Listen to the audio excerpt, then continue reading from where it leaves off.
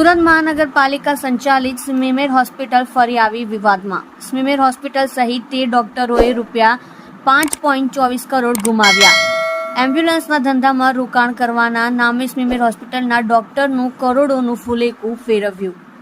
સાથી તબીબ અને તેમના મિત્રોને સારા નફાની લાલચ આપી પૈસા પડાવ્યા અને નોકરી છોડી નાસી છૂટ્યો। ક્રાઇમ બ્રાન્ચે આ અંગે ગુનો નોંધી તપાસ હાથ ધરી। ડોક્ટર હાર્દિક પટવાએ 2 એમ્બ્યુલન્સના સર્વિસના સંચાલકો સાથે મિલીભગત રચી કર્યો મોટો ગફલો। 2010થી સ્મીમેરમાં હાર્દિક અને કપિલ ટ્યુટર કરી ફરજ બજાવતા હતા। તમે જોઈ રહ્યા છો live India Today news channel. Reporter મનોજભાઈ સાથે, કેમેરામેન રમેશભાઈ જયસ્વાલની સાથે।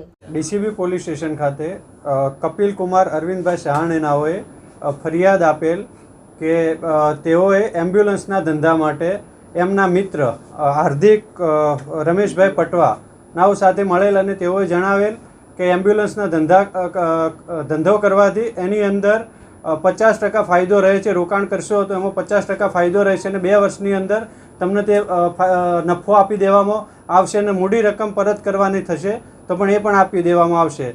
તો એ રીતે જે ફરિયાદી છે એ અને એના સિવાય બીજા 12 ડૉક્ટરો કે જેઓએ તેમને રોકાણ કરેલો એમ્બ્યુલન્સના અંદર, તો સમય જતાં એમને ઉઘરાણી કરેલ તો એમ્બ્યુલન્સ બી નહીં આવેલે। તો પછી ત્યારે આમને જે ફરિયાદીને JSW સર્વિસ છે, JS સ્ટીલ લિમિટેડ કંપનીનો ખોટો અને બનાવટી કોન્ટ્રાક્ટ બતાવેલો કે જે અમારે 8 એમ્બ્યુલન્સ ત્યાંથી હૈદરાબાદની કંપની છે ત્યાંથી અને લાવવાની છે, તો તમે રોકાણ કરો। તો આમને રોકાણ કરેલું તો એ રોકાણનો વળતર નહીં આપેલું તો ફરીથી એમને કહેલું તો એમને એક નોટરી કરી આપ્યો કે અમે તમારા જે રૂપિયા લીધેલા છે તે રૂપિયા પરત આપી દઈશું।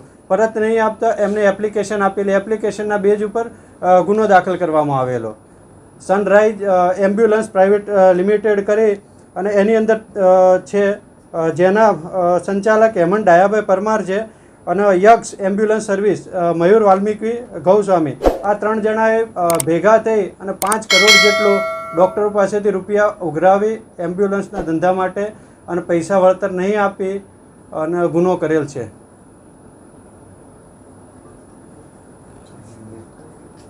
બરાબર।